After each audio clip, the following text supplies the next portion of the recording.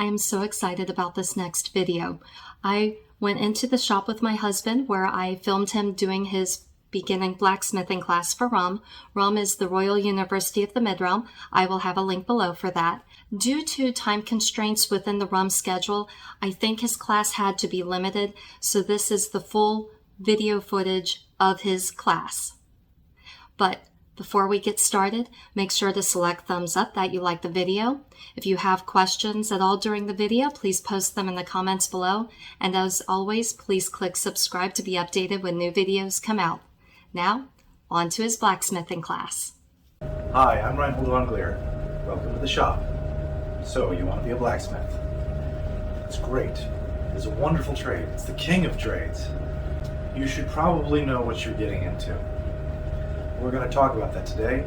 You're going to see all of the tools that a blacksmith will use and how we use many of them. Let's start by talking about the black in blacksmithing. What is it that we work? We work with iron and its alloy, steel. This is a piece of wrought iron. Wrought iron is still not readily, but still available, largely in the form of iron tires, iron water towers, iron bolts, iron trusses.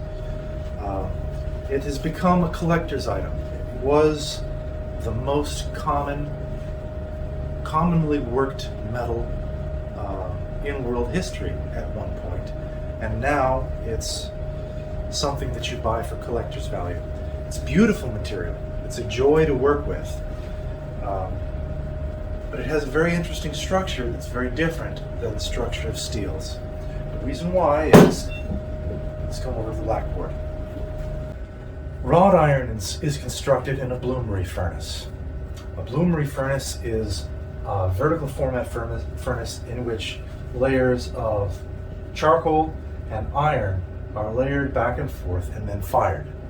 This achieves a sufficient temperature that the iron ore or used iron can achieve melting temperatures and will slowly melt and puddle at the bottom of the furnace and collect in what is called a puddle.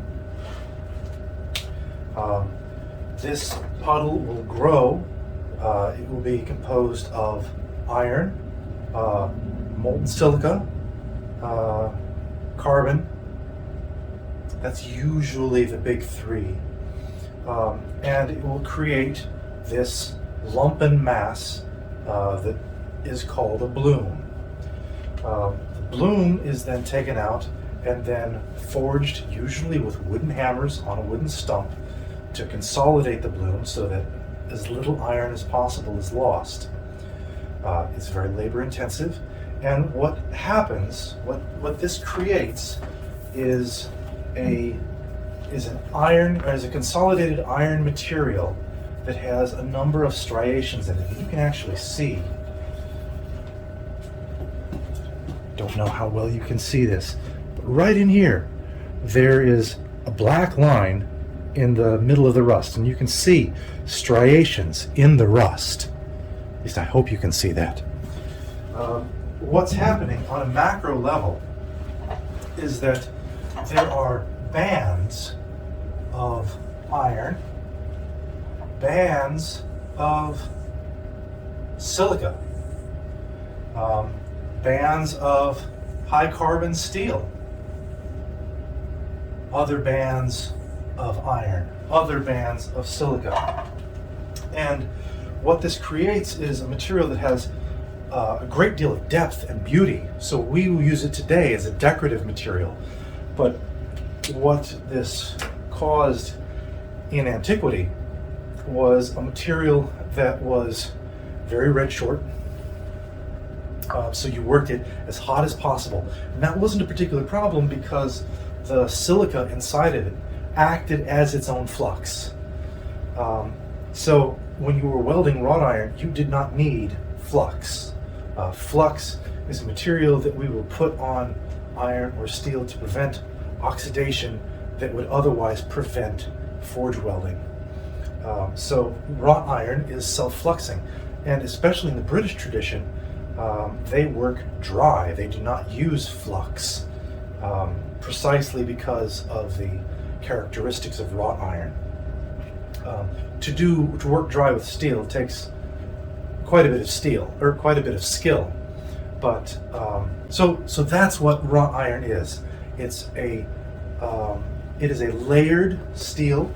You'll have multiple bands of disparate material inside the wrought iron, and that is one of the reasons that folding and what we refer to as edge packing was so important in antiquity. It's no longer the case today because we don't use multi-part, multi-layered steel. We use monosteels.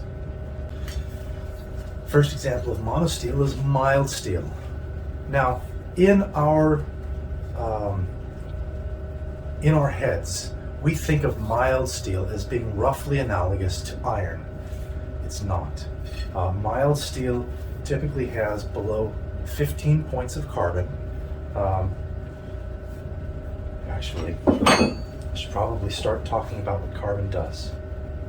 Today, we don't use simple layered steels. We use monosteel.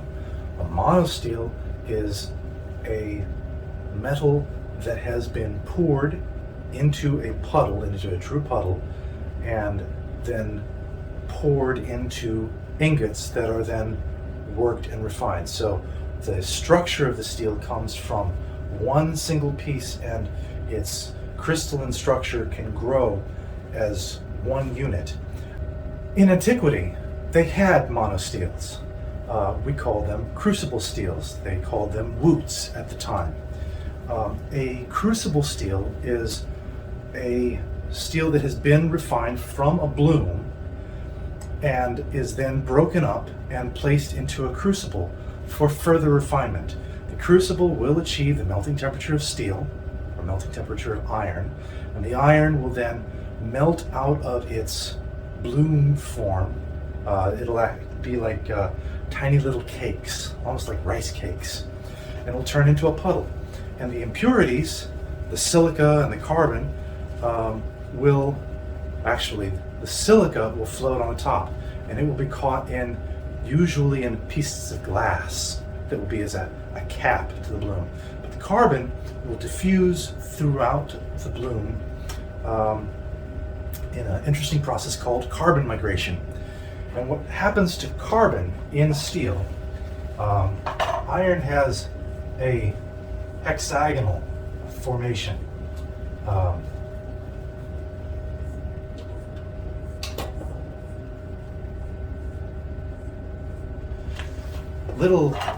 Little tiny crystalline structures are hexagonal, and the carbon will act like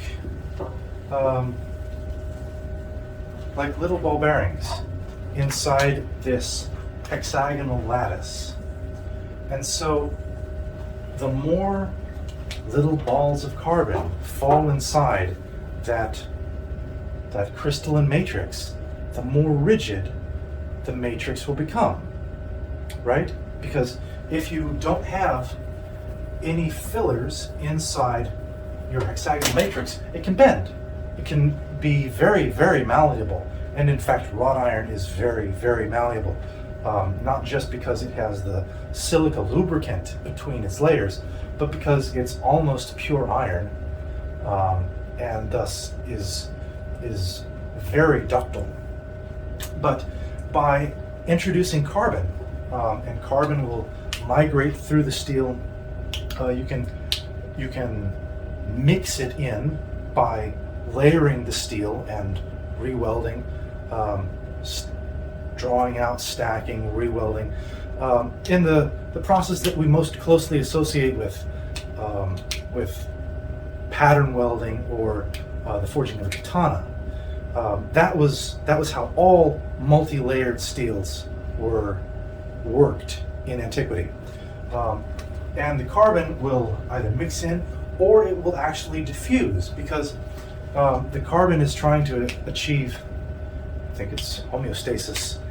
It's trying to achieve an even level throughout its environment. So if there is more carbon outside the iron than in, the carbon will propagate out. That's what we know as decarburization. But if there's more carbon outside than in, the carbon will actually sink into the iron, and that's what's called case hardening. So this mixture of carbon and iron, carbon inside the iron matrix, is what creates steel. Mild steel, this is just a piece of rebar, is considered less than 15 points. They're not percentages, I believe they're tenths of a percent. But points are typically, points are a thousandth, yeah. So 15 points of carbon make mild steel. So mild steel is very ductile. There is medium carbon steel. This is SAE 1050 or 1045. 1050, 10 series steels mean they're just steels with carbon as the only alloying element, and 50 means that there's 50 points. 45 points, 50 points, depending on the batch and depending on the steel mill, your steel can vary in minor ways that aren't particularly significant. But this is a medium carbon steel. It's excellent for axes, it's excellent for hammers, it's excellent for agricultural tools, like if you're going to be reproducing a pickaxe or a shovel. This is a high carbon steel. This was a bearing race. Its number is 52-100, but that's difficult to explain and you don't need to know. But bearing races make excellent knives, excellent blades. They're commonly used in saw blades. Bearing races, as I mentioned, this was the parent material of this piece. And high carbon steel is outstanding for edge retention, for maintaining hardness, for a lesser level of ductility, because you don't really want your blade to be ductile, but you do want it to be flexible. And beyond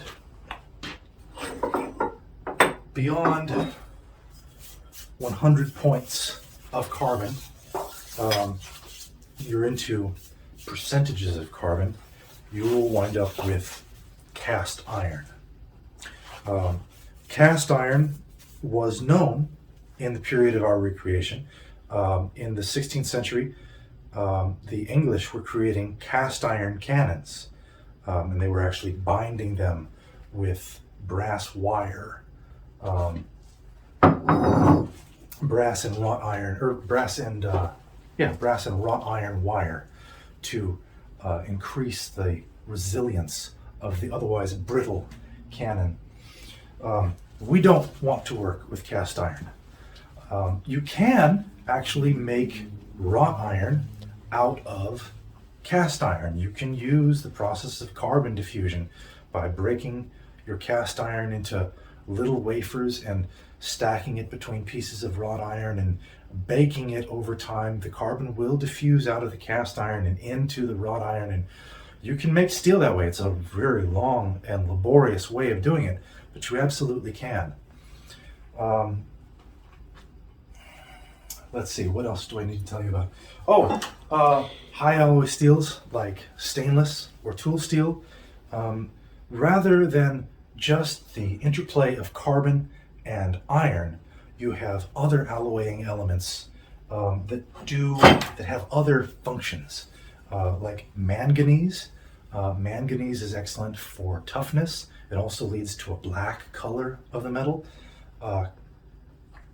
Let's see, nickel. Nickel is a very bright element. As it happens, this 52-100 is a high nickel, high carbon steel.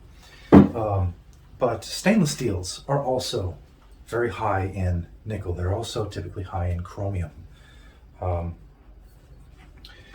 And the more different materials that you add into this iron-carbon mix, the more difficult the steel, the resultant material, we call it a steel, the more difficult it will be to work, but it will also suffer from less of the fallibilities of iron. They'll tend to rust less. They'll tend to be less brittle at it will tend to increase toughness. Can also increase brittleness depending on alloy and depending on heat treatment. But these typically will not be something that we will be playing around with in a reenactment context. It's just that you ought to know that they're there. So, this is the material we work with. Now, how do we go about working with it? Let's start on that. The most important tool for a blacksmith is his forge, a heat source. Really, all we need is an ability to raise the operating temperature of the metal from roughly room temperature to somewhere around 1200 degrees Fahrenheit. We want it red. We want it iridescent, that above the critical temperature of the steel. Funny things are going around chemically, but that's outside the scope of this talk. There are many ways to make that happen. The easiest way today, in my opinion, is with the use of a propane forge, like this. This is a chili forge. I have owned many forges. This is the best one I've had. I'm very happy with it. I recommend it. It is 2 Venturi burners running off of a single propane tank. You can use normal 20-pound grill containers. You can use 50-pound or 100-pound larger propane tanks. It doesn't matter. Propane is readily available, and the resultant flame is reasonably quiet, clean, and it's just a lot less hassle than many other forms of heating. But that's not your only option. Let's talk about a few others. This is an example of one of many kinds of temporary forge that you can make. If you're not going to be blacksmithing as a full-time hobby and you only need a heat source for a few hours, you can build a very functional forge out of fire bricks or even ordinary bricks. Ordinary bricks will crack and crumble after a few heats, but for a temporary forge, it's entirely possible to make them out of ordinary bricks. And this is a simple container of MAP gas and a propane torch, or just a benzomatic torch from any big box store. You can substitute the small torch with a weed burner. You can do the same thing with a weed burner. A weed burner like this runs off of the same kind of propane tank that your grill does. Of course, you can also run off of smaller tanks, but this makes a very excellent small-scale temporary forge until you're ready to build or buy a permanent propane forge. But you don't have to use gas either. Solid fuel, coal or charcoal, I think we'll have pictures because I don't have one here in the shop. I'm working indoors. Coal or charcoal have a number of advantages over propane. For one, they're more traditional, and that's important to reenactors like us. Coal and charcoal are able to get your steel hotter faster than a propane forge. The reason is simple.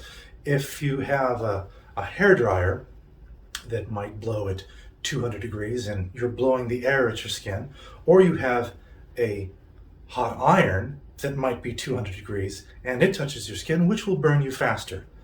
Obviously, physical contact transmits heat much faster than airflow. So you will reach working temperature much faster in a solid fuel forge than you will in a propane forge.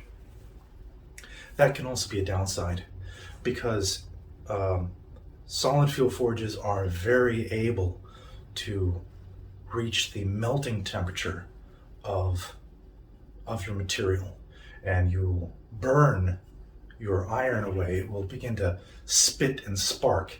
All of the carbon will be completely diffused, the material will be useless and will have to be cut away. I say useless. It will be useless for working on your current project. If you cut it away and you put it in a smelter, like we talked about earlier, it will be perfectly able to turn into new iron and new material. Iron is infinitely recyclable, but it has an extended recycling process. The solid fuel forge is inconvenient because it's dirty and because the material is hard to come by. It's easier today than it was when I was starting out 20 years ago. Coal is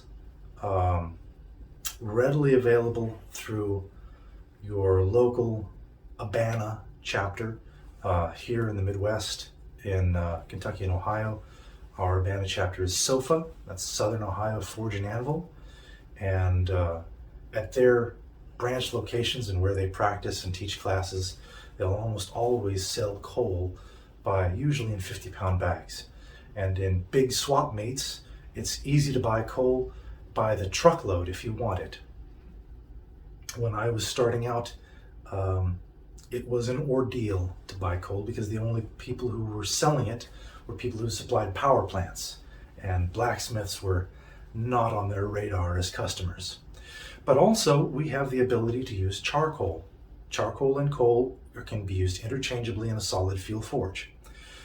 Charcoal is now commonly available because of the advent of backyard grilling and smoking. So cowboy lump charcoal makes an excellent fuel source. The forges are finicky. Controlling the fire is an art form. It will not go smoothly your first time out, and that's okay. The forges will also, by their nature, conceal the temperature of the steel from you.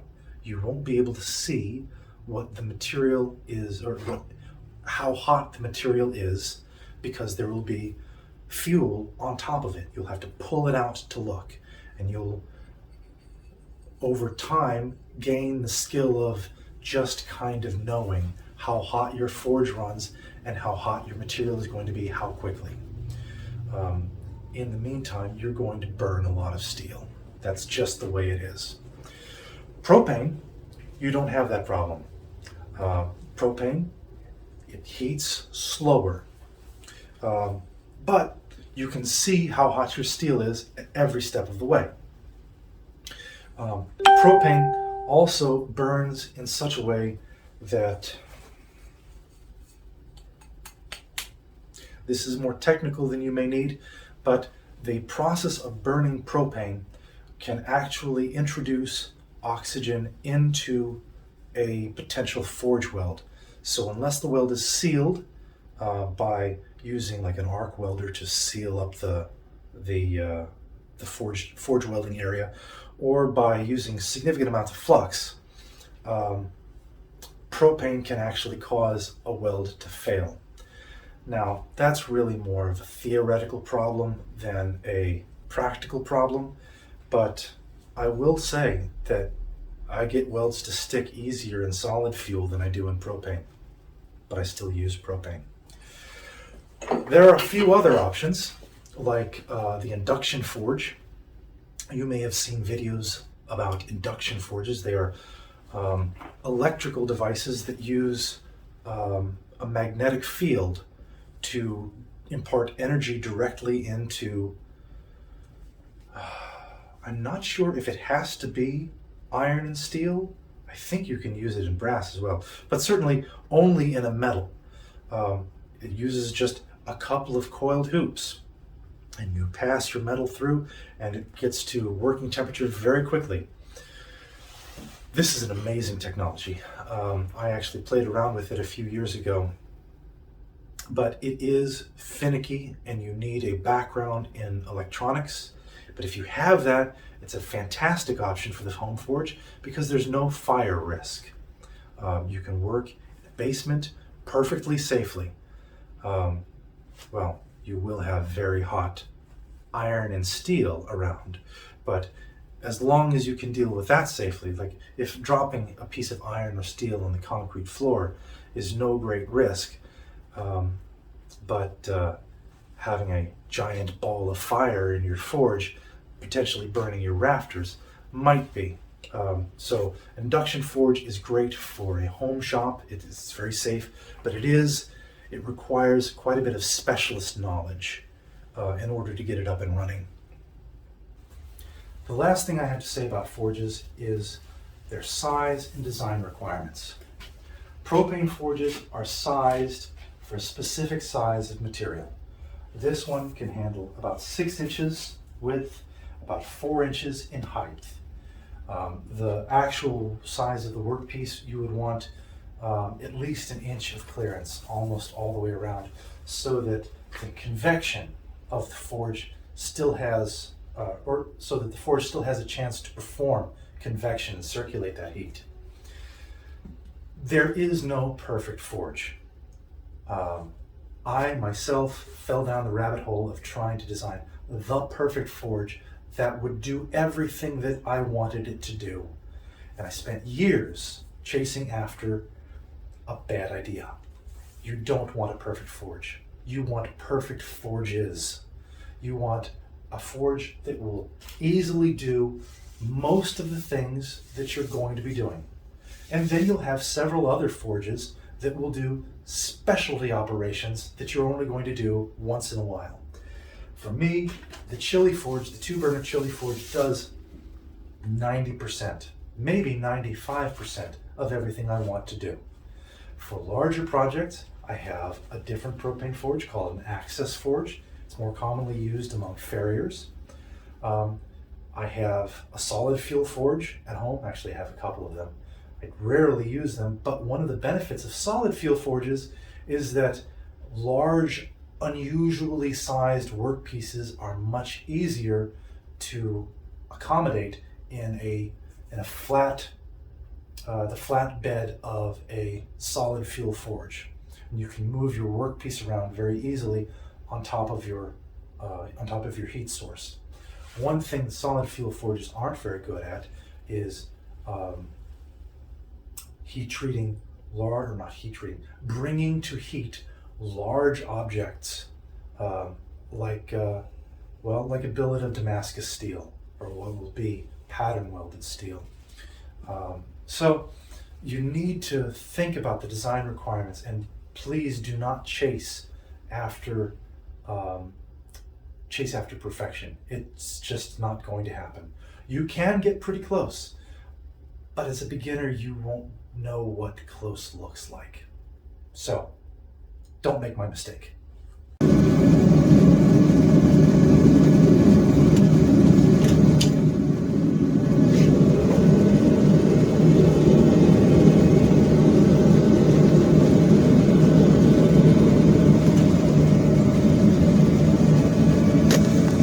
All right, once we've got it hot, now we're going to need to get it cold.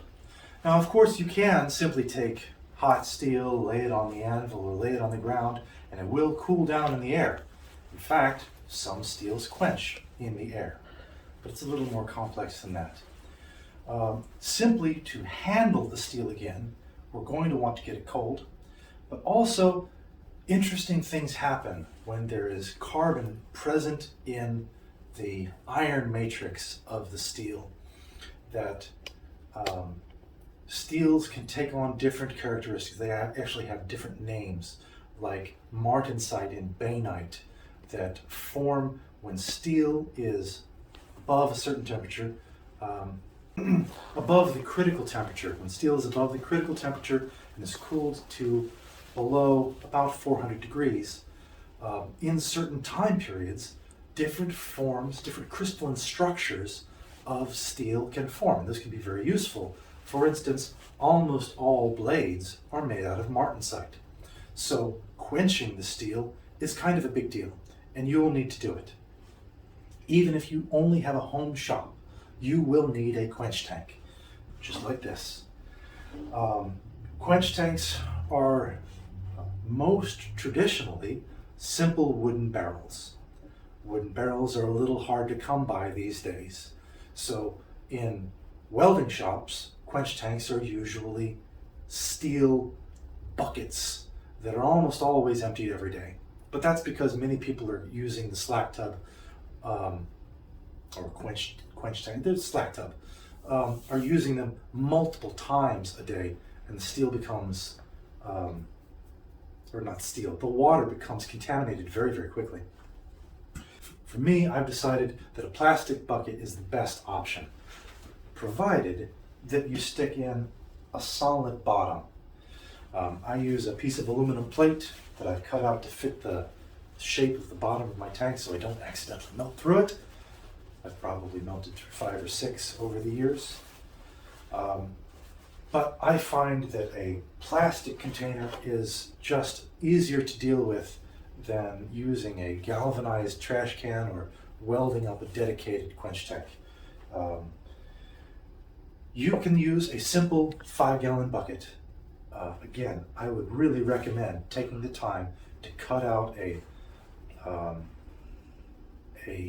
layer that will sit on the bottom of the bucket that a hot piece of steel can sit against without melting through the bottom of your bucket. Otherwise, you'll wind up with an enormous mess.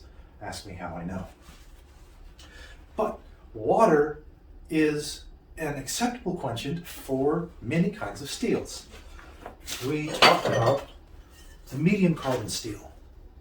Almost all medium carbon steels are water quench steels or water quenchable steels.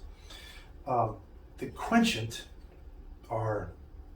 it's a fascinating field of study all on its own, but essentially the greater the viscosity, the slower and more gentle the quench on the steel, and the lower the viscosity, like water.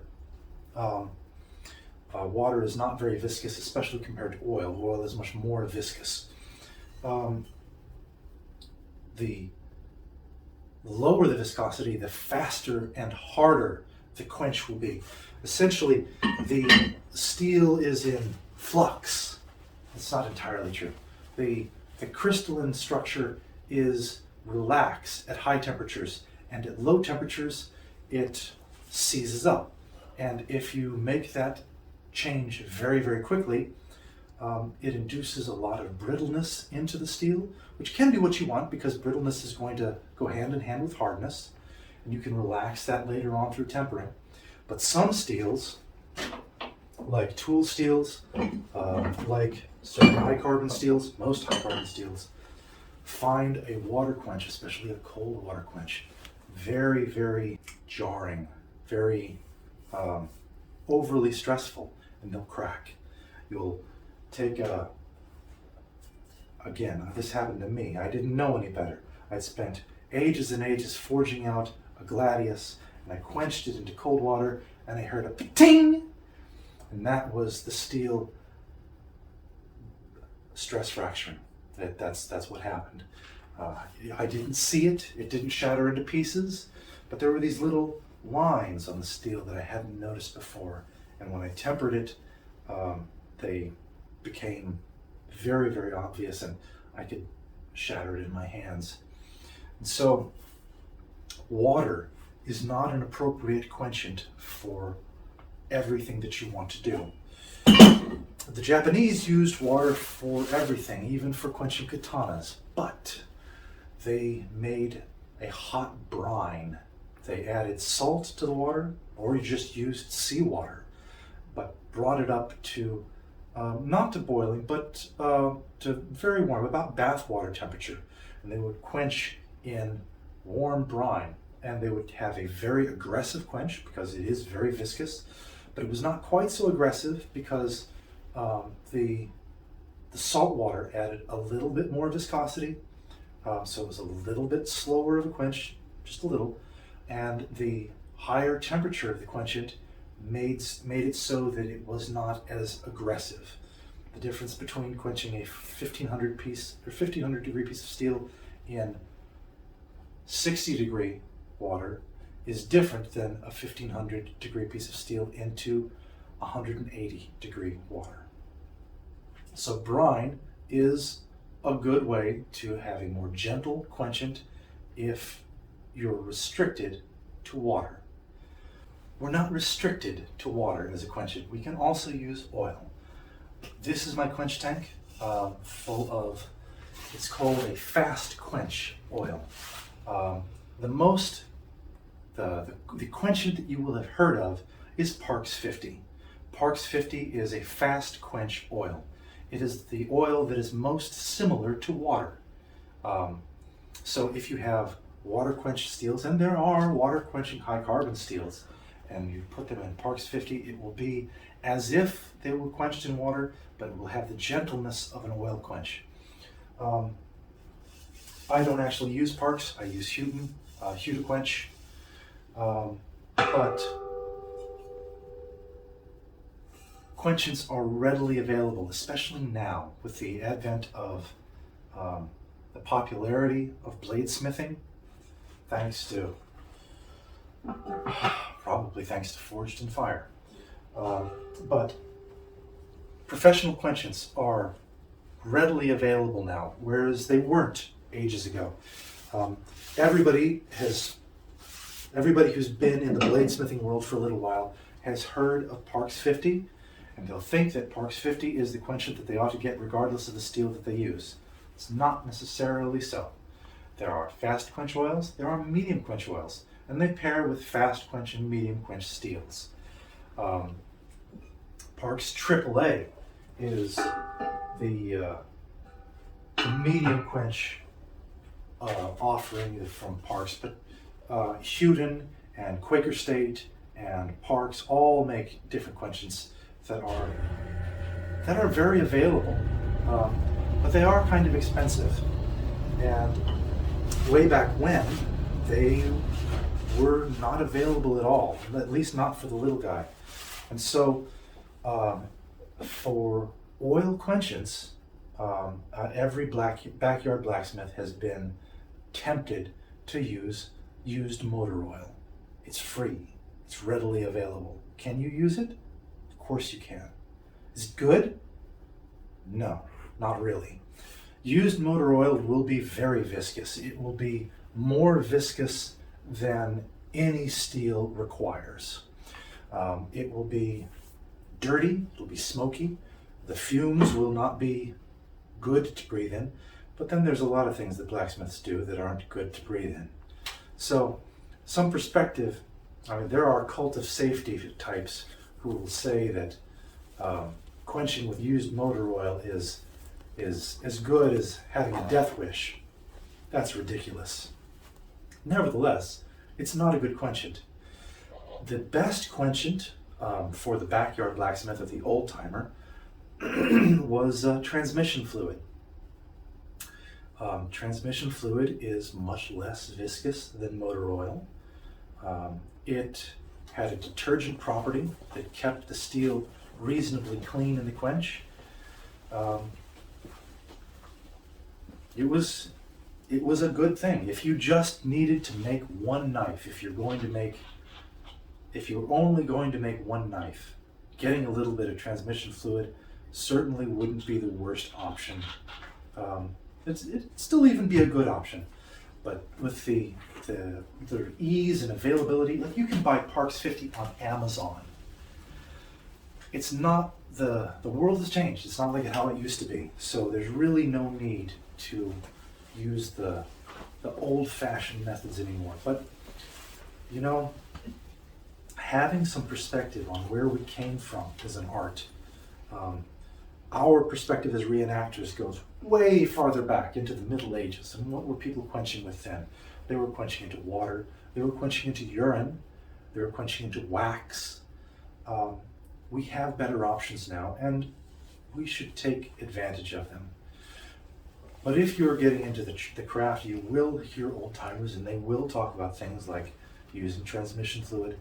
There's also engine additive oil, which was the absolute best quenchant that was available to the old-timer before things like Parks AAA and Parks 50 became available.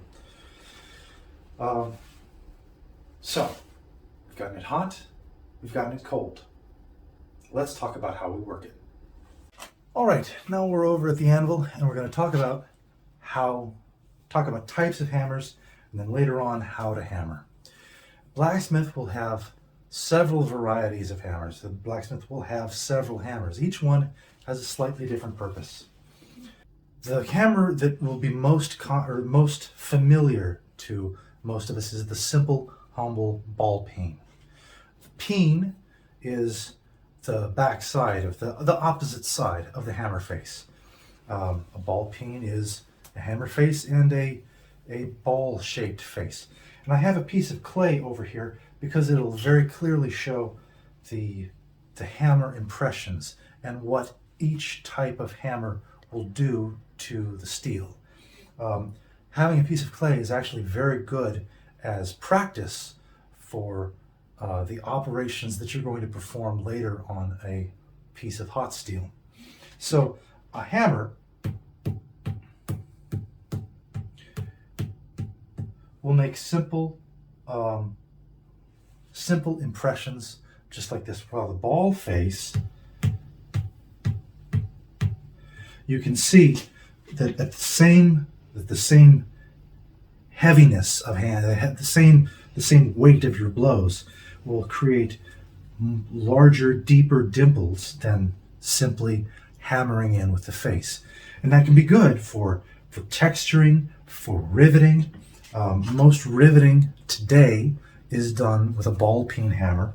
They'll take a rivet stem and work with the peen face around the exposed rivet and create the rivet head. In period, most riveting was actually done with a cross peen hammer. And we'll look at the cross peen next.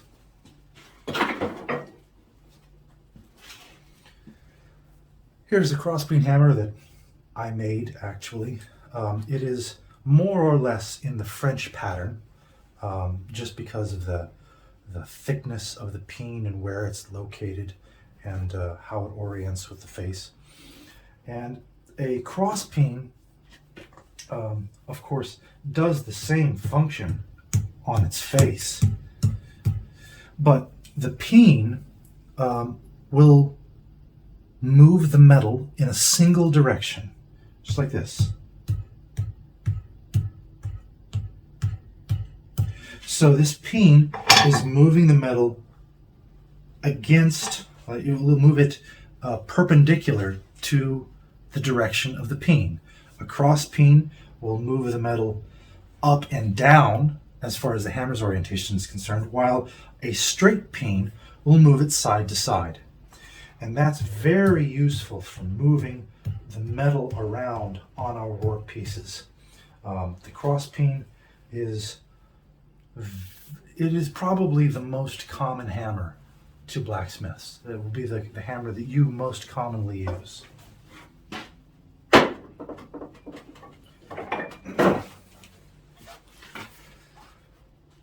This is an engineer's hammer.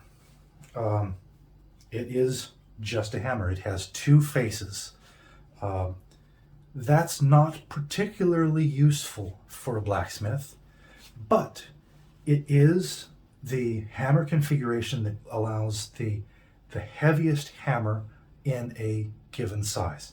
Now, this is the American version of an engineer's hammer.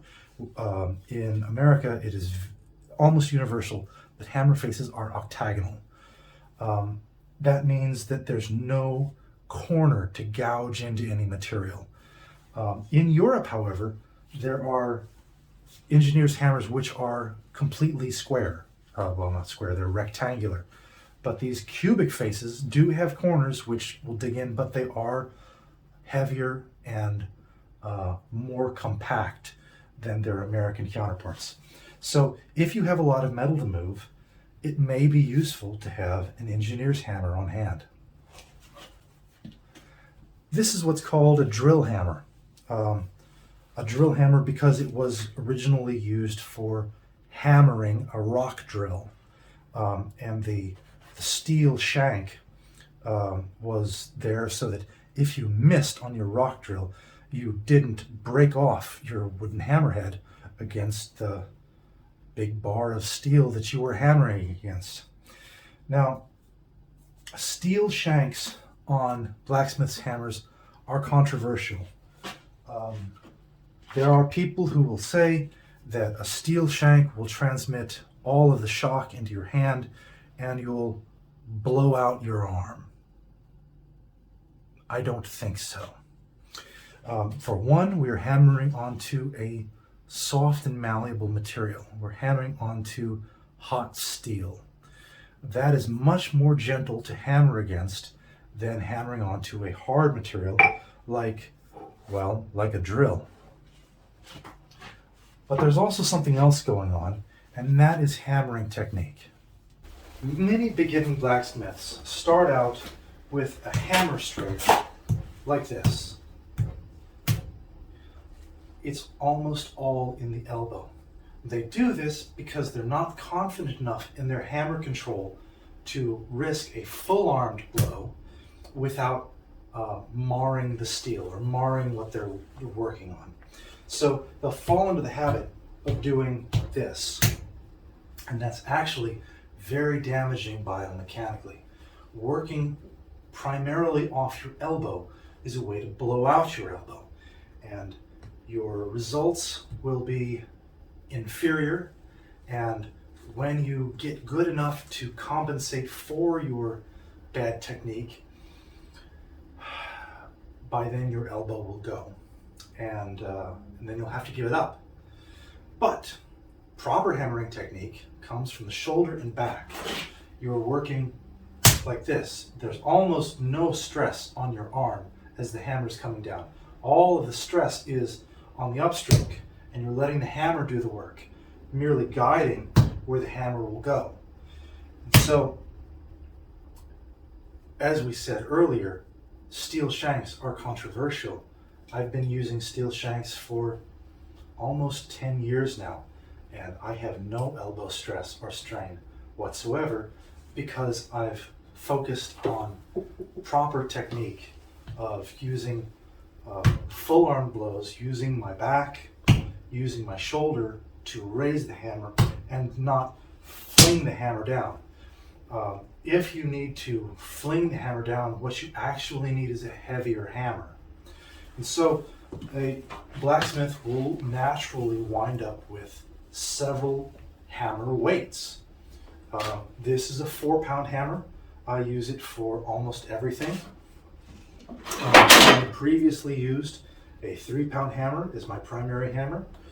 But I started out with a 2-pound hammer, and that's probably where most blacksmiths are going to want to start, with a 2 or a 2.5-pound hammer.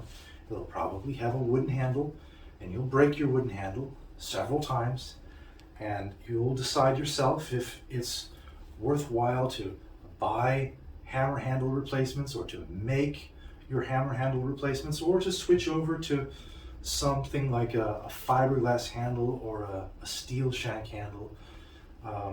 You'll make those decisions yourself, but you will slowly, as you grow in blacksmithing and your body adapts to being a blacksmith, you will naturally get heavier and heavier hammers. I know a couple of blacksmiths who work with 6-pound hammers, and they seem like Iron Men to me, but then I seem like an Iron Man to somebody who's not accustomed to beating metal at all. But I really do want to make it clear that working with a full-armed blow is so much better for your body than like planishing with a blacksmith hammer. The planishing action is fine with a light hammer. This is like a 10-ounce hammer. And if you were armoring, just doing this sort of thing, really this is more in the wrist than the elbow. But planishing is something that we can do on our workpieces. But you don't want to do it with a very heavy hammer, and you don't want to do it for very long, because that is actually more damaging than traditional smithing blows. Okay?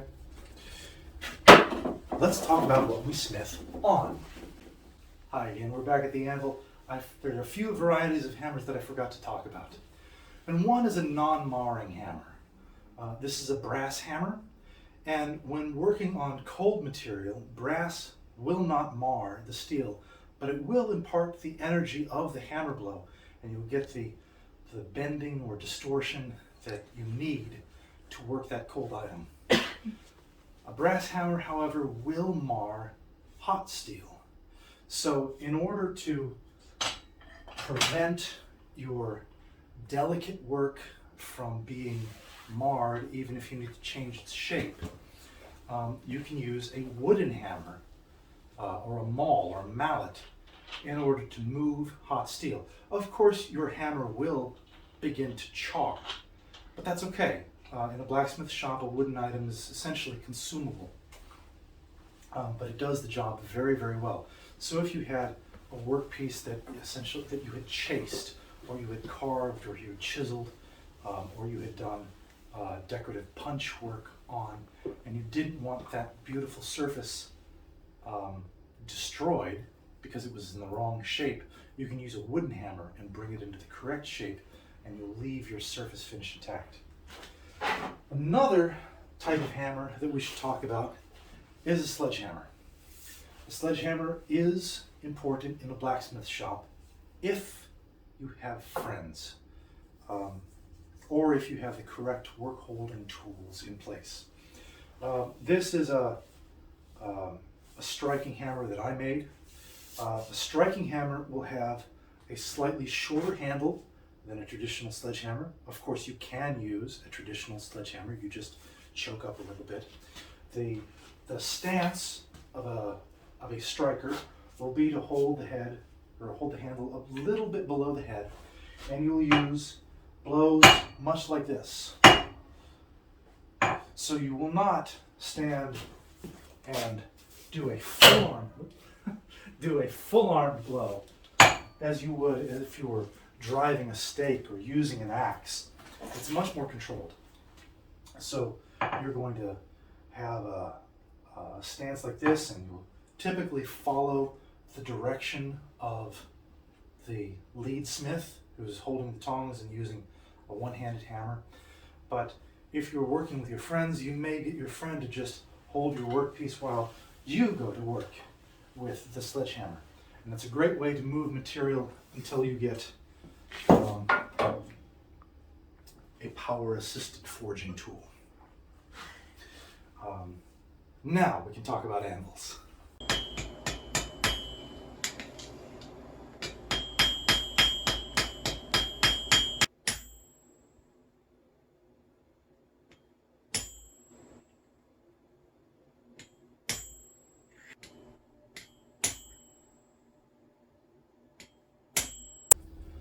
The most important thing that an anvil should be is heavy.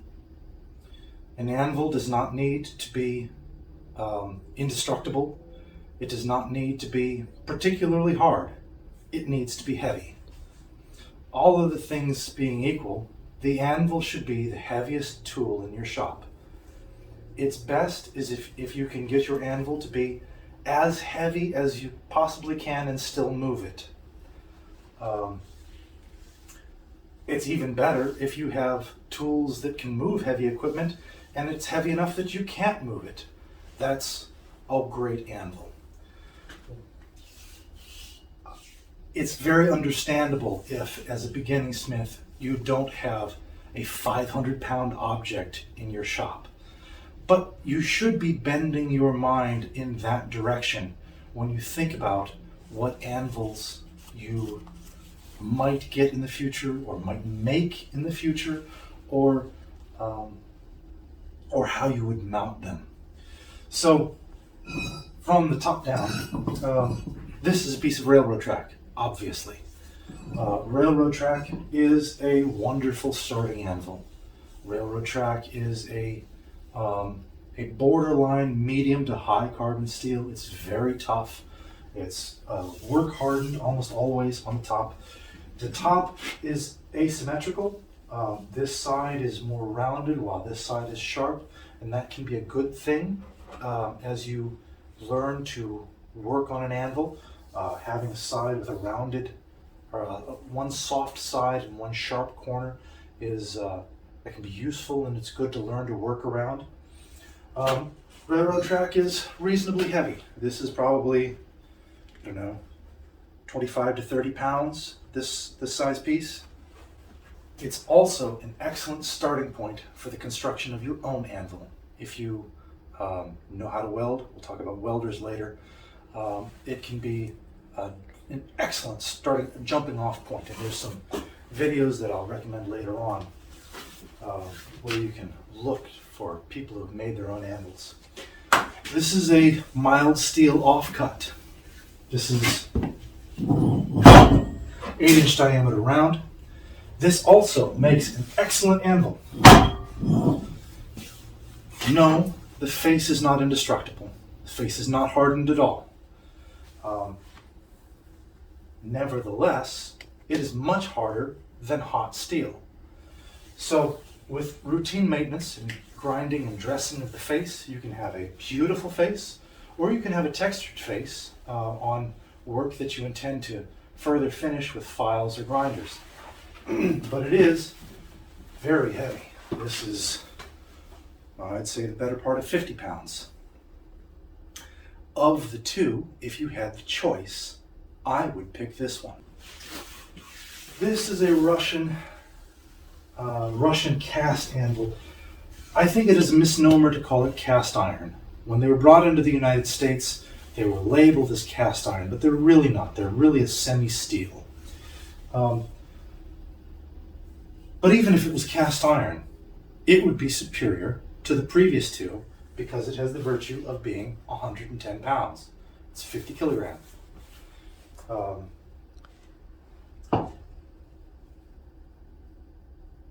This is roughly a London pattern anvil. You can see that it has a square heel, it has a round horn, although the horn on the Russian cast iron anvils needs a lot of work, but it has a round pointed horn and a square heel, more or less. A hard hole is in the heel, and there's also a Prischel hole. There is a recessed face for cutting, for hot cutting. The London pattern anvil is a good, useful general blacksmith's anvil. It's very well loved by farriers. It's a fine starting point. But if you're going to buy an anvil, I think we can actually do better than the London pattern. This is a German pattern anvil. This one you can actually buy on Amazon. This is the Chinese import 132 pound, which is 60 kilogram, cast steel anvil. It is, well, heavily modified from its original form factor. I've made it heavier, I've added feet. It's quite a different beast than it was to begin with. But the initial characteristics, the original characteristics of the round, wide, conical horn and the second square horn on the reverse are the characteristics of a German pattern anvil. A German pattern anvil will have a hardy hole and a Prischel hole, and this Chinese import anvil, the Prischel hole is ridiculously large. There's no need for that. But it also does no particular harm. The German pattern anvil is, in my opinion, the most useful anvil shape for the type of work that reenactor blacksmiths do. We don't shoe horses. We just don't. So a lot of the nice parts of the London pattern anvil for shoeing horses are of no use to us. Bring it back. The cutting pad is almost useless in a modern blacksmith shop. For one, this cutting face is too small to really be useful. It's vestigial. We might as well grind it off and have it as part of the horn. The cutting pad should be about 4 by 4 to be truly useful. And that would be an unhardened piece, whereas the face of the anvil would be ideally quite hard. The material of the anvil does make a difference. Let's see if I can find my ball bearing. We can do what's called a bounce test with a ball bearing to judge the amount of rebound that you would, as a blacksmith, experience when you're bouncing your hammer off of the anvil. Now, this is mild steel. It's the better part of dead soft. So if we have our ball bearing, you get maybe 30% rebound.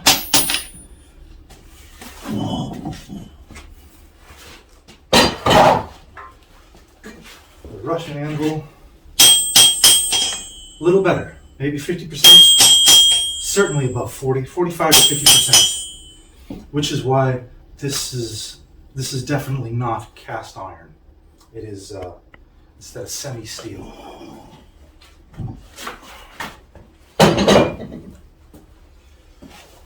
The Chinese cast steel anvil, a little better than that.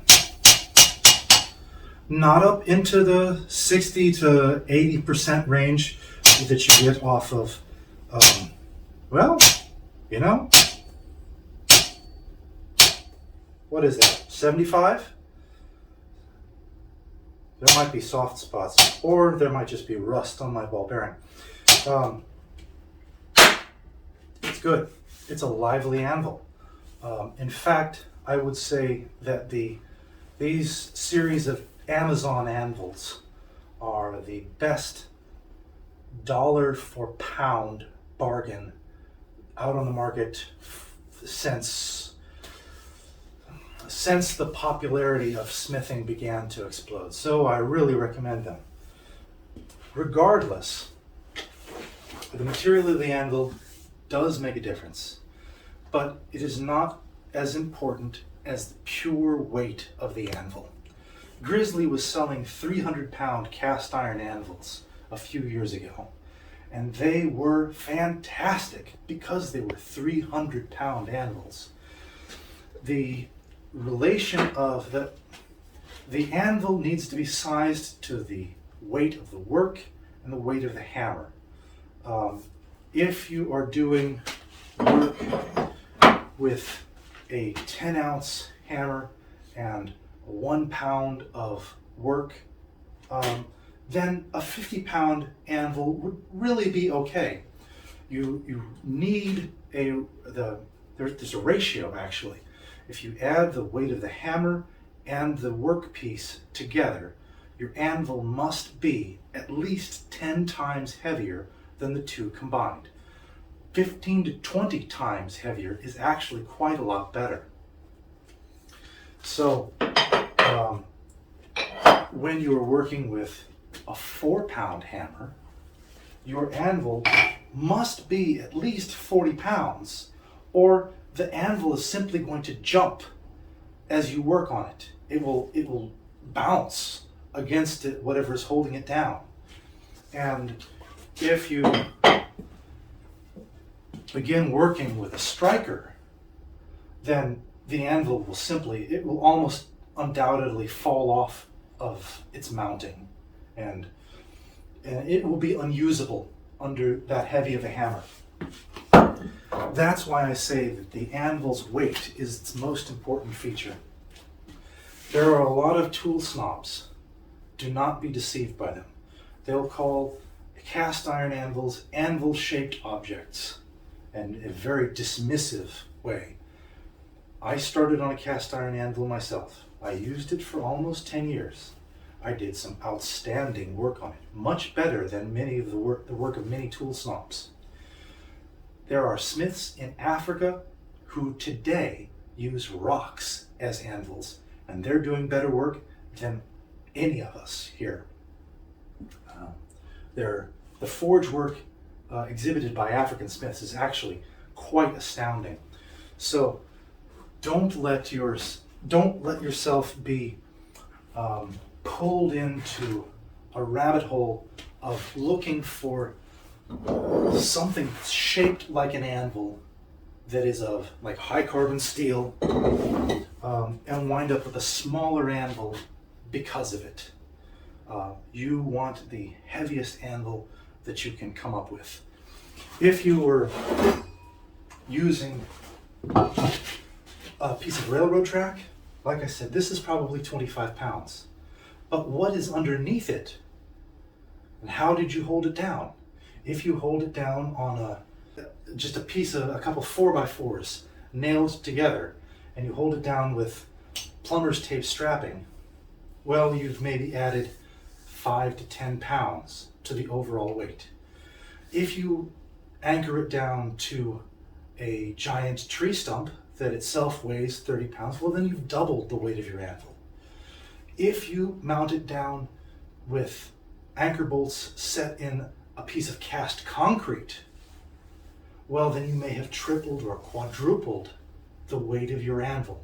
Now, having a cast concrete base is also controversial, and I don't really recommend it unless you have a very heavy anvil to begin with, because as you strike the anvil is also striking whatever is beneath it. And if you have a light anvil, it's going to strike proportionately harder. If you have a heavier anvil, of course, its own mass and inertia will cause it to strike what's beneath it in a more distributed and less damaging way.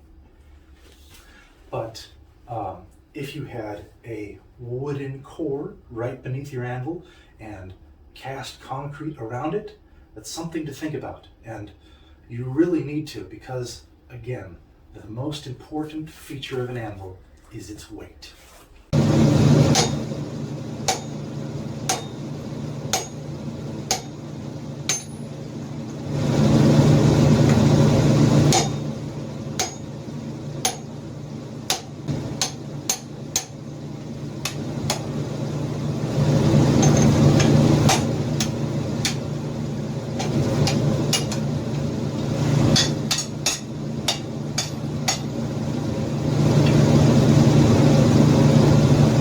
Now we're going to talk about anvil tools, things that you use on top of your anvil in order to shape the metal. And I have a variety here. Anvil tools come in almost every shape and size. But we'll start with this fellow. This is a cone mandrel, but then this also is a cone mandrel. These drop into the hardy hole, and they'll fit as tightly as you forge them to fit. Sometimes they can be ridiculously tight, other times they can be kind of sloppy, and depending on the tool, that may or may not matter. But a cone mandrel is for either drifting a hole larger, depending on its taper. When you have a narrow taper like this, at about 5 to 10 degrees, that's for drifting. If you have a more significant taper, and this is about almost 20 degrees, you can't effectively drift on this cone angle of attack. But you make very good circles, and that's what cone mandrels are for. You want to be able to make circles because they're hard to forge by eye on the horn. Even on a horn of a German pattern anvil, the horn is very cone-like. It's not completely conical, especially depending on how it was made or how you have made it. And the way that you hammer your ring into shape, there will naturally be distortion. So you can make it flat on the face of the anvil, and then you can make it round on a cone mandrel. Cone mandrels, like I made this one, but they are often cast iron. They often come with a slit up the back so that you can easily release your cone or your ring from the cone mandrel. Small ones are made as anvil top tools, but large ones can stand about 4 feet high and be easily 2 feet in diameter at the bottom on some of them. Others are much more narrow and have an angle of attack, much like this one. Let's set these aside. This is a fuller. Specifically, since it's on the anvil, it's called a bottom fuller because it will be on the bottom of the work. A fuller will perform the same action as the peen of a cross peen hammer. It will push the work, every blow will push the work perpendicular to the orientation of the fuller. If you need to stretch out a piece of material lengthwise, you hammer like this and it will get longer. If you need to make your workpiece wider, you stick like this, and with every hammer blow your work will get wider. That's excellent for drawing out the width of a blade. It's excellent for drawing out a taper if you need if you need any kind of taper. Like if you were making nails, actually if you're making nails, you'll have if you're making nails in any serious capacity, you're going to make your own nail jigs. But be that as it may, a fuller is an excellent and necessary tool that every blacksmith needs. And very likely you're going to wind up making your own. These are swages. A swage is the opposite of a fuller. It has a pocket or a recess that you can beat the material into its shape. I made these for making Yakuta style knives. That's a knife that really only has one face. It has it's hollow and crescent in cross section and flattened on one side, kind of like a chisel.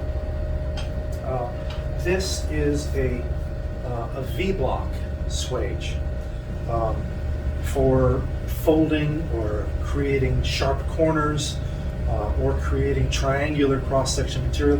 Having a V-block swage is actually really very handy. These are, I'm not even sure what to call these guys. They sit in your hardy hole and act as a secondary anvil face. If you need to hammer in a not a fuller, but a diamond-shaped cross-section. It's difficult to get a hollow diamond cross-section if you have a rigid, ridge-backed knife instead of a swage running down, or a fuller running down the middle. If you want a ridge, you're going to have to work that ridge on either side, and it's good to have a soft, it's not a soft face, this is hardened, but have a soft shape that you can hammer against and create that diamond cross section. And this one does much the same thing, except for a different blade shape.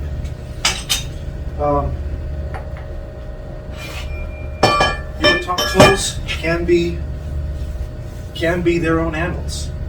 This is a stake anvil, or it has a hardy shaped bottom, so it really is a hardy tool. But this is its own anvil. It's for armoring. Made that. It was a fun project. But you will very likely. Here's another one that will be very common for armoring. Is a ball stake. This is simply a large bearing ball. It's actually a breaker ball for a rock breaker, welded onto an appropriately sized shaft. Ball stakes are very useful for anyone making hollowware. If you're making helmets, of course, but also pots, pans, anything that is going to have anything deeply shaped, you're going to need a ball stake. If you have a dog leg in the ball stake, that is a tool for working something deeply. If you have is something that, well, like if you were working a vase, you would probably want a dog-legged ball stake. The last party tool we're going to talk about is a hot cut. There are a lot of ways to cut steel. A hot cut is one of them. A hot cut is often not the fastest way to cut steel. Period. It was the fastest way to cut steel. But sometimes you will be in the middle of working your steel hot, and you will need to cut. It is much faster to grab a hot cut the steel hot while it's still hot, and continue on forging than it is to have your steel hot, cool it down in such a way that you're not overstressing the knife, cut it with an angle grinder or a bandsaw or whatever cutting tool that you're going to use, and then heat it back up to continue your work. Being able to perform operations hot is, well, it's not critical to a blacksmith's work, but it is very important, and it is important to the blacksmith's craft. It's just an important part of the things that we know as blacksmiths. There are other kinds of top tools, which are paired top tools. This is a spring swage, or excuse me, a spring fuller. It's just like this guy, except I have a spring on the back end, and it works on both top and bottom. So because I've made the dies the same size, I can pinch off a piece of steel, or I can mark in a fuller on a blade. Forging in a fuller is no mean feat. That's quite an operation. But this was how it was done. There are others. For instance, this is a spring swage for creating specific round stock sizes. This one is actually meant to go under a hydraulic press because I work with a hydraulic press. But if it were made as a hardy tool, you would simply strike it. You would probably, for this size of a die, you probably need the assistance of a dedicated striker to use a die like this. This is another useful tool. This is the complement of the hot cut that I just had around here somewhere. Oh well. This is a hot cut top tool. When you're working with a handheld tool that works from the top, it's called a top tool because the tool is on top of the work as it addressed to the anvil. I find the hot cut hardy tool to be more useful than the hot cut top tool, but I've used this more than I thought I would when I made it. So making tools is part of the blacksmithing lifestyle. Really, if you are in the craft for more than a year, certainly more than 2 years, you'll discover that blacksmithing isn't a hobby, it's really a way of life. And making tools is an important part of that life. What I have here are some chisels, some drifts, and some punches. And these are very important things to figure out how they work. This is a round nose punch, and it works just like that. It's as if you had a ball peen that you could strike much more deeply than any ball peen hammer, and that you can control the orientation of how that peen is interfacing with the work. It's most commonly used on decorative work, making faces, dragon heads.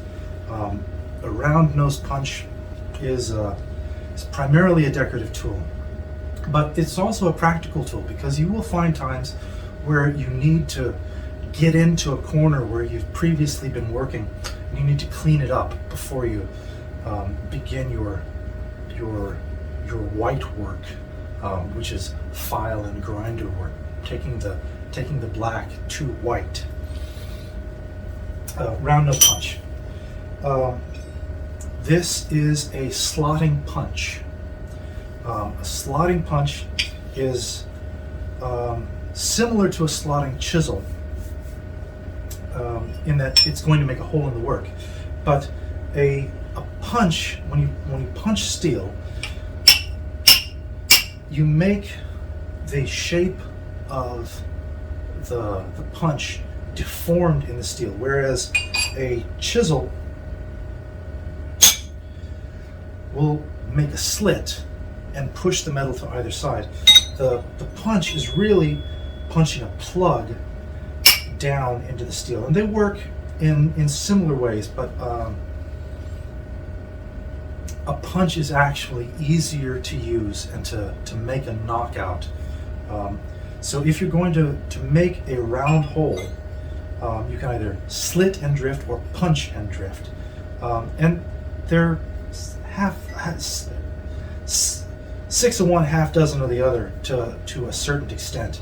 But I actually find the punching, even though I started out using the slit and drift method with a chisel and then a drift, the punch and drift method I find is actually easier. One thing about punching and drifting is if you have thin stock and you need to bring the steel, to make the steel wider in order to make the hole. For instance, if you have a piece of 1/2-inch stock and you want a 1/2-inch hole in your work, obviously you cannot drill that. And it is best to have as much steel present in the new drifted hole. So it's better to use a chisel in that circumstance. But if you have more than enough room to work, I find that the punch is better than the chisel. When you're going to slit and drift or punch and drift, you want your punch you want your initial hole to be the length of your finished diameter. And you will just drift out to that diameter. You might think it would be better to slit oversized and then drift out to the finished diameter, and that would make sense. But in practice, it just doesn't work like that. That tends to make a sloppy hole. And so in practice, it's better to have a hole that is the same length as the finished diameter of the hole that you want. And then you have a drift that making a mess over here. You'll have a drift that starts out, it's just about the same width the whole time, or the whole length, and it tapers dramatically in one dimension, and that's the kind of drift that you want for slotting and drifting, which is one of the iconic abilities of a blacksmith. That's something that welders and machinists cannot imitate, and it's one of our hallmarks, and it's part of good iron work. Even if you're going to be primarily a bladesmith or a weaponsmith, it's really something important to know, because every axe head, every hammer head that you're going to make is going to feature punched and drifted or slitted and drifted heads. For the most part, you might have a wrapped construction, but you wouldn't done a hammerhead. Anyway, these are important tools.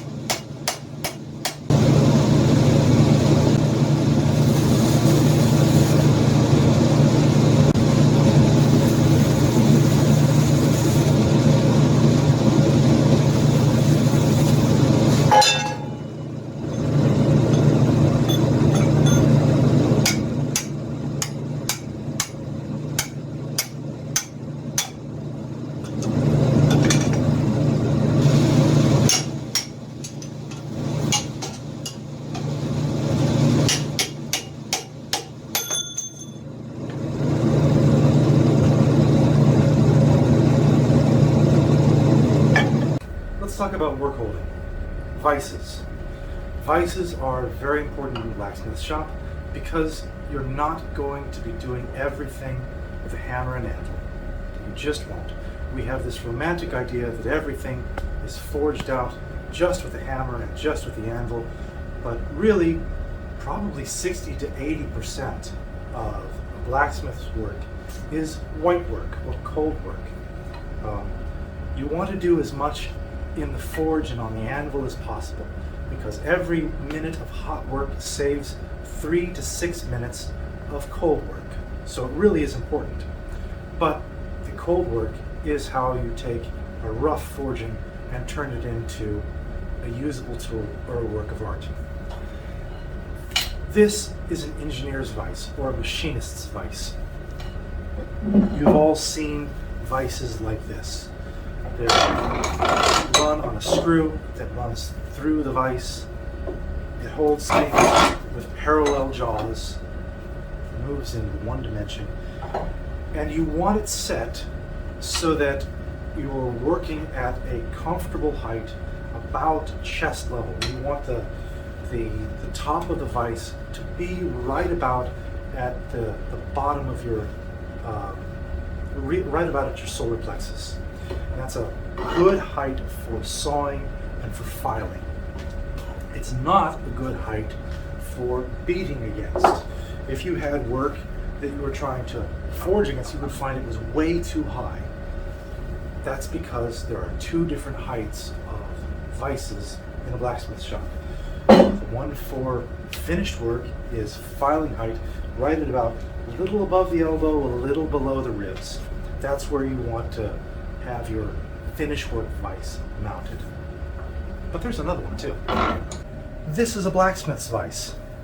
A blacksmith's vise, or a post vise, is again operated on a screw, but both the jaws, rather than sitting on a parallel runner, go down to a single post and a single point, so that all the stress of the hammering, and that's why it's a blacksmith's vise, is transmitted down rather than being transmitted to the jaws, which will cause a rattle.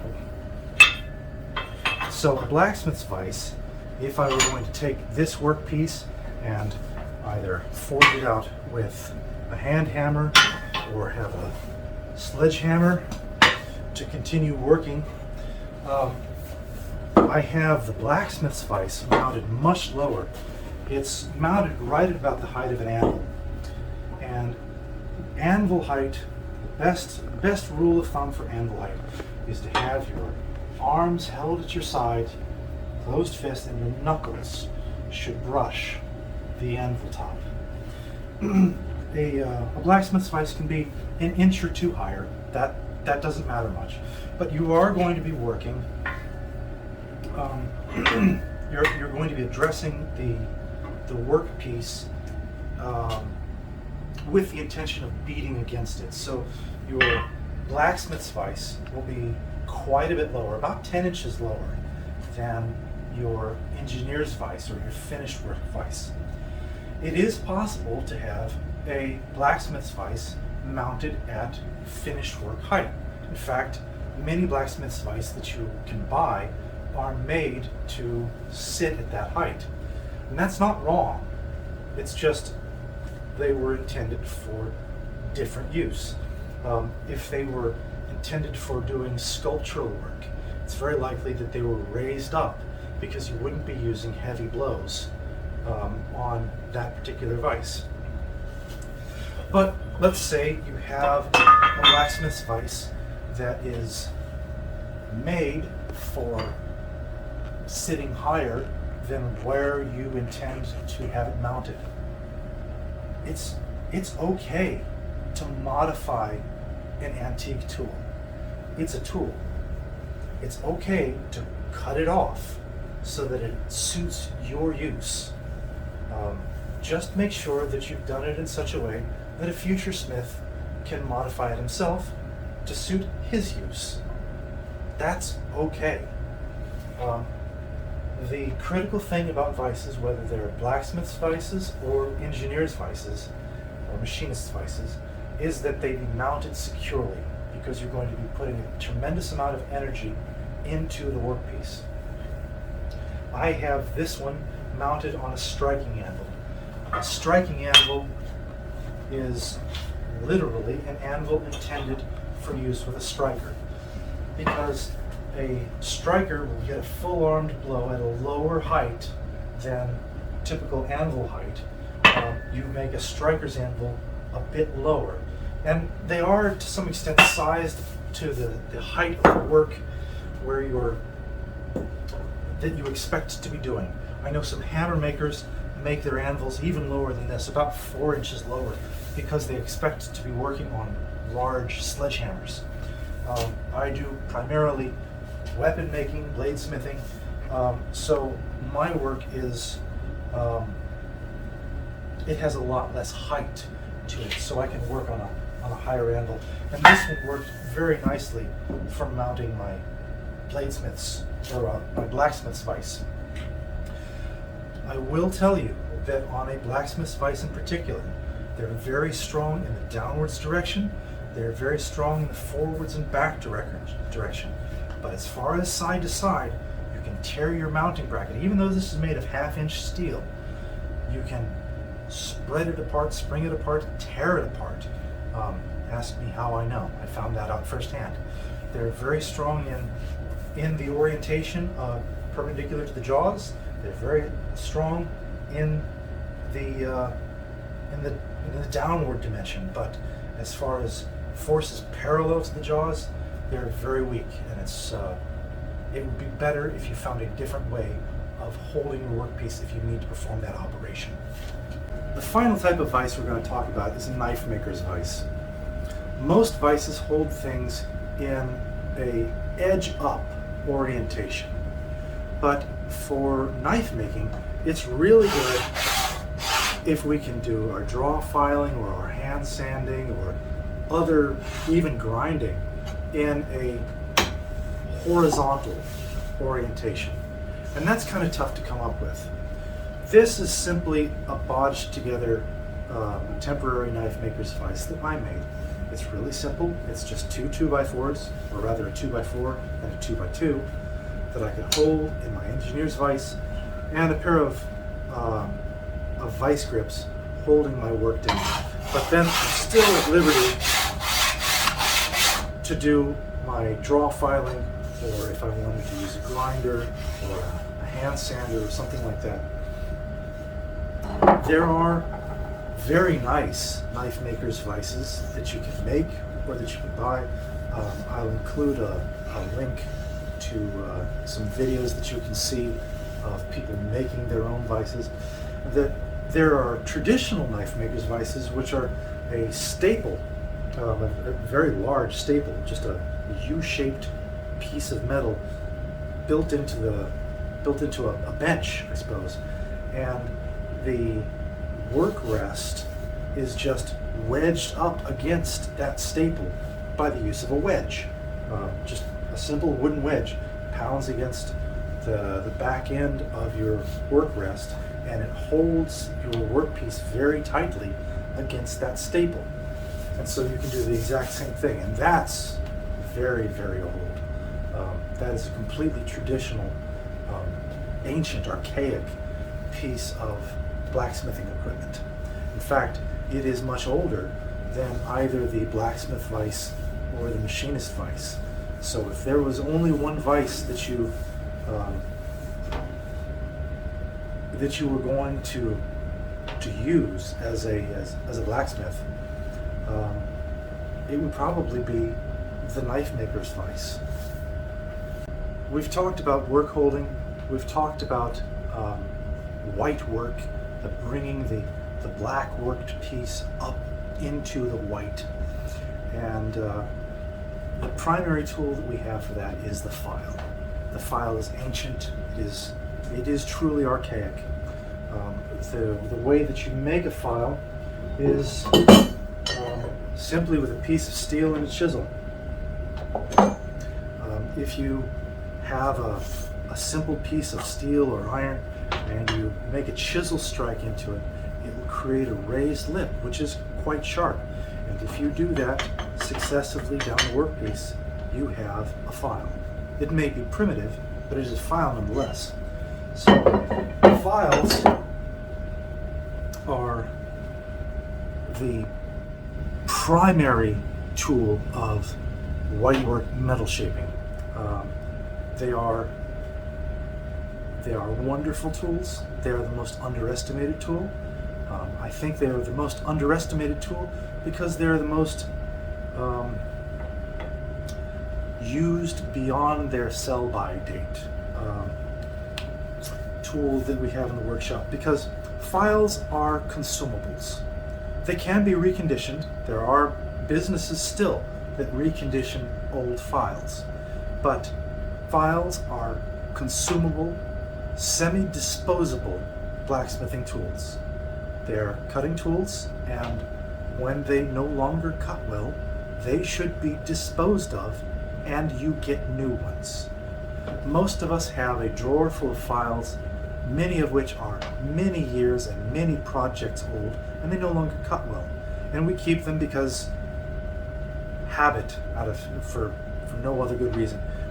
We should always be getting new files for almost every project, every other project certainly. If you've used a file extensively on a major project, retire it, get a new one. They're very inexpensive. It would be better to get a $10 pack of 4 Harbor Freight files for every major project than it would be to get the most expensive and high quality Nicholson Black Diamond files and keep them rattling around in the same drawer for 10 years. Please consider that.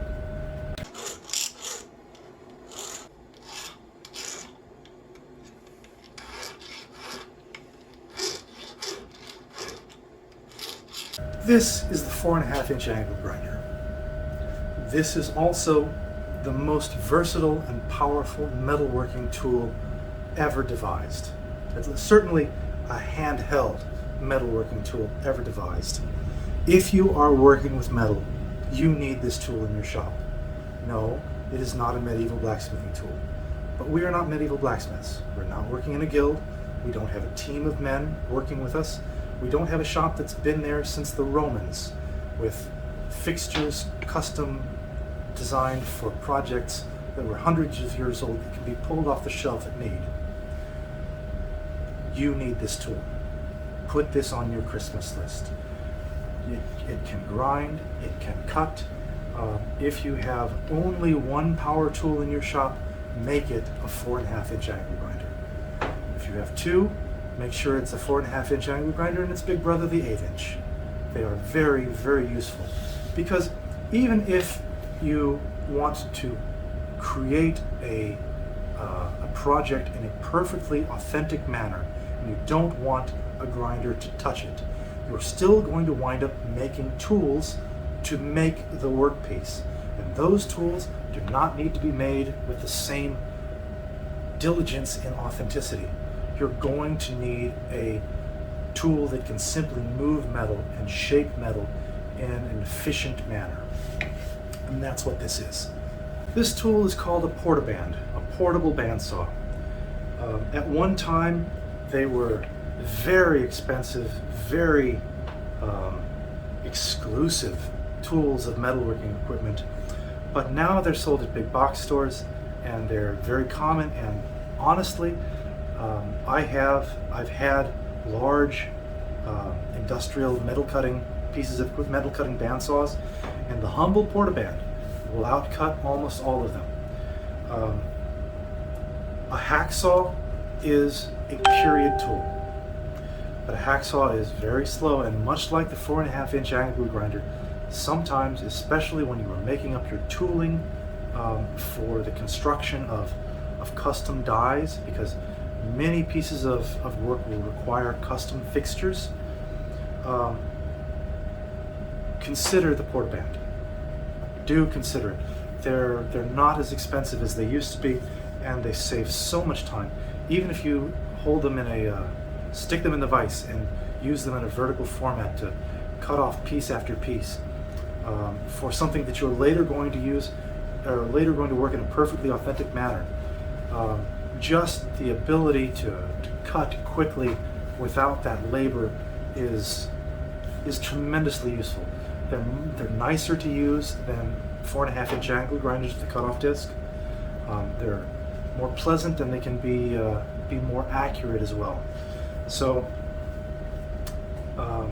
this isn't going to be a tool for everybody, but if you decide that the blacksmithing bug has really bit you, this is something that you should probably consider, not immediately, but probably 5 to 8 years down the line. When you get it, you'll wish you had gotten it earlier, and that's the mark of a good tool.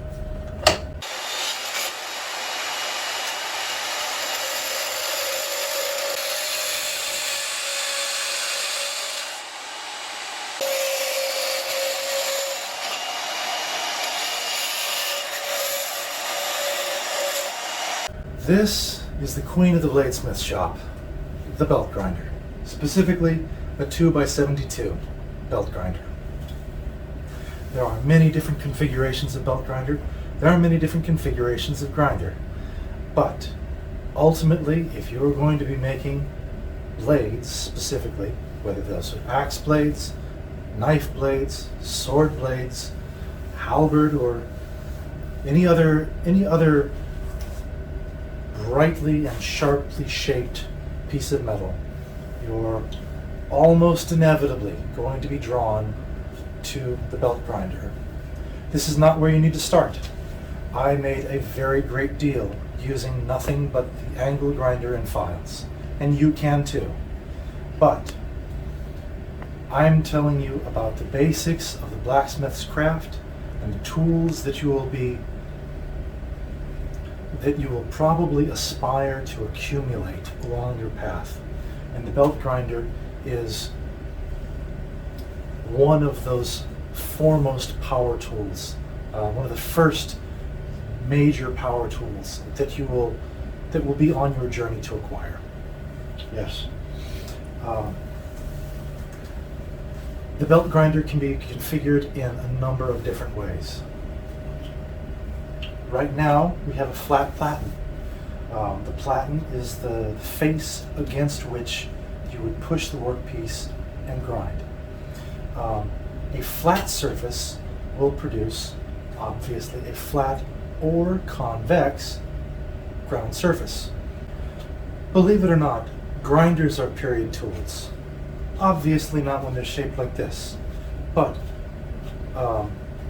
even as far back as the 14th century, in France, blade grinders were called yellow bellies because their vests and clothes were stained with the yellow grit of sandstone that came off of the large grinding wheels. They would lay down on benches above the wheels. They were powered by water wheels. They were powered by the rivers, and they would be laying down to more firmly press their blades against the grinding wheels. Some of these grinding wheels were shaped with the specific contours of those specific blades that they were making. Whether they were grinding against the grinder or with the grinder depended on the type of the wheel, the type of blade, and the shop that was set up. It is impractical to have contoured stone grinding wheels in today's world. I have a stone treadle grinder. It is the closest thing to a period grinding tool that there is. But in its configuration, it's really only useful for sharpening, and that's what it was intended for. It was a knife sharpener's tool. It was the tool of an itinerant knife sharpener. But with a grinder like the 2x72, we're able to imitate the mini grinding wheels that were built into blade grinders' workshops. Blade grinders had their own guild. They were very advanced craftsmen with a significant investment in their tooling. So we have flat platens that we can grind against to get a flat grind. is that a period surface? No, not really. But if we put a spacer behind the flat platen and make a slight radius, that would imitate very closely the very large diameter sandstone grinding wheels. These were 8-foot diameter wheels. And so they were, the surface against which you ground a blade was the next thing to flat. It produced a very, very shallow hollow grind. We can produce hollow grinds ourselves with round wheels, especially larger diameter round wheels. This is a 10-inch wheel here. There are 12s. I've seen, the largest I've ever seen is an 18-inch diameter wheel. For diameters larger than that, people will put in slightly radiused spacers against their flat platen and imitate large wheels that way. Don't be scared of a belt grinder. Grinding itself is period. The grinding tool that we use may not be itself period, but the process is.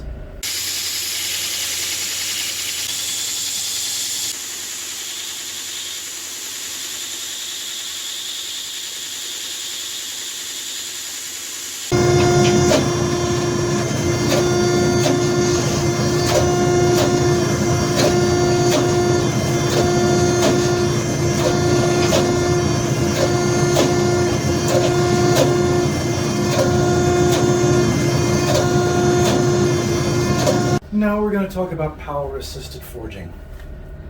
For the most part, a blacksmith has two options for power-assisted forging. There's the power hammer, and then there is the hydraulic press. There is a half step of the treadle hammer, which is a leg-powered hammer rather than an arm-powered hammer. The treadle hammer, no, it's not a power tool.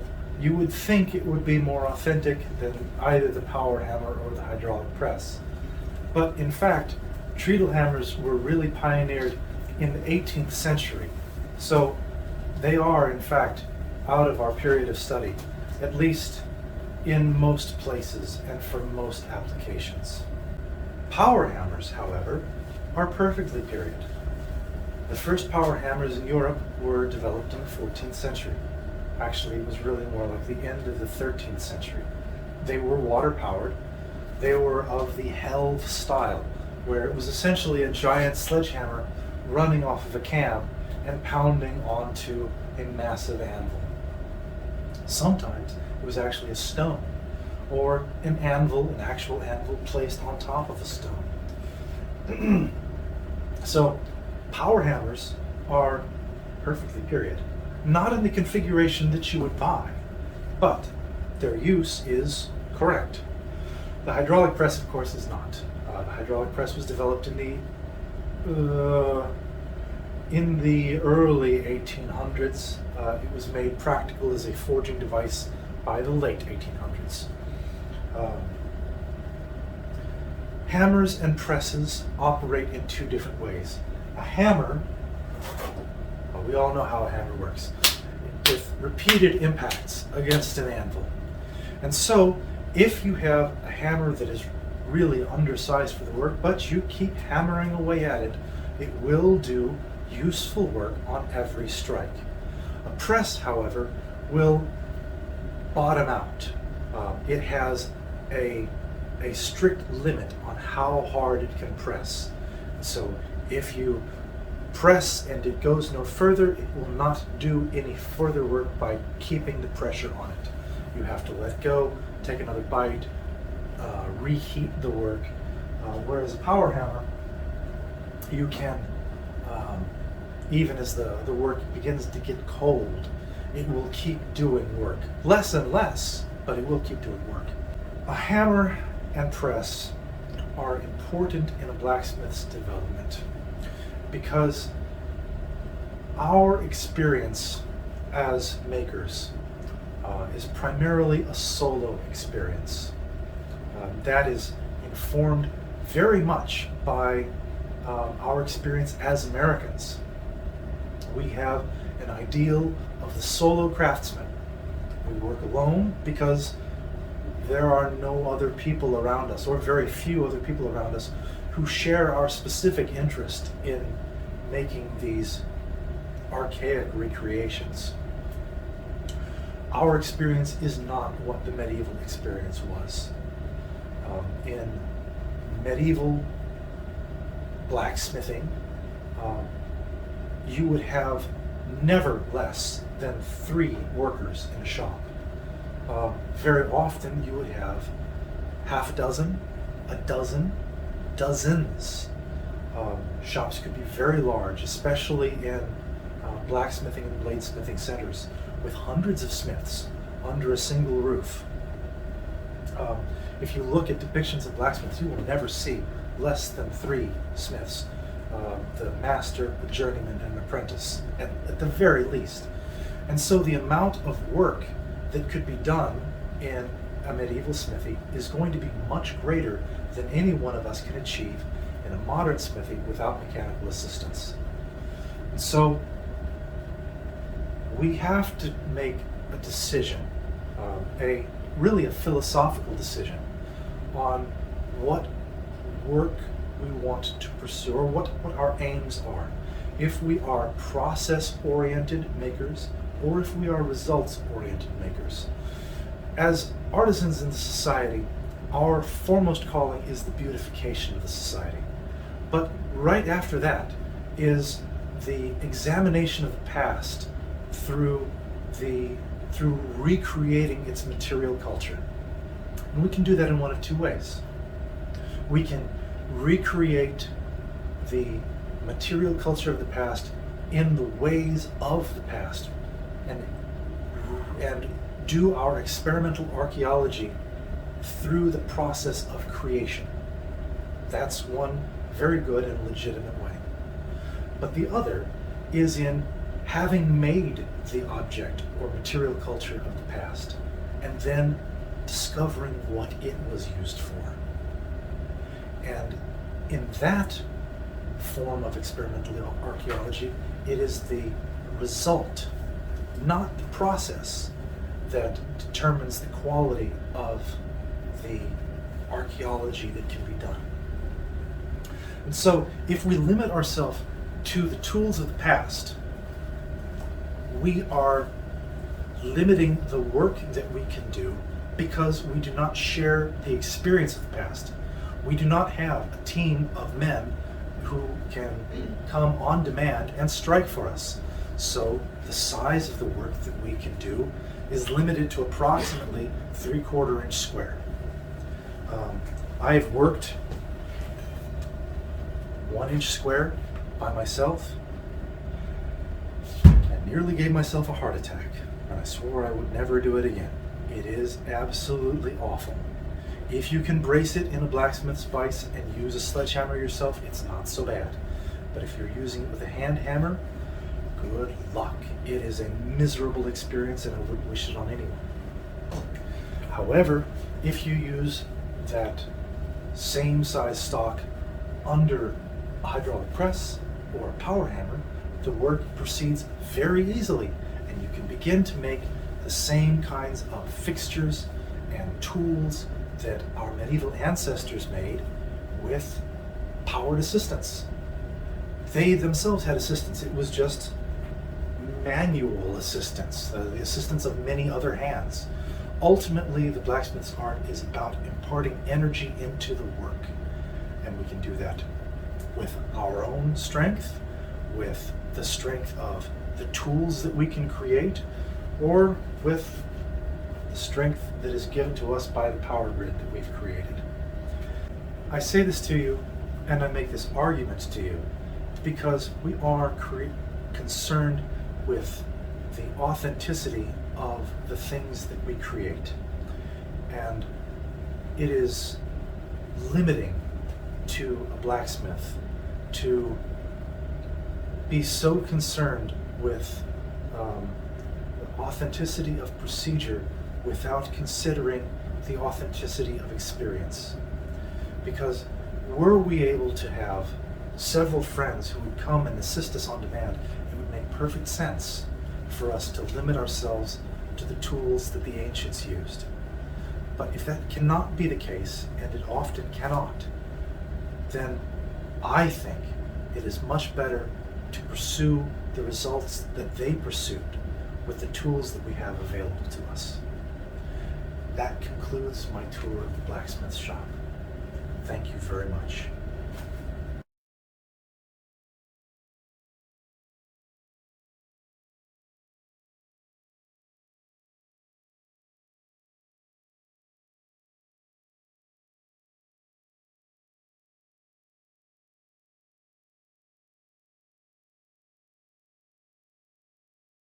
Thank you for checking out my YouTube channel. If you enjoyed this video and would like to watch more of my videos, please follow the videos on the left-hand side of the screen. Remember to select thumbs up that you like the video. If you have questions, please post them in the comments below. And as always, please click subscribe and ring that bell to be updated when new videos come out.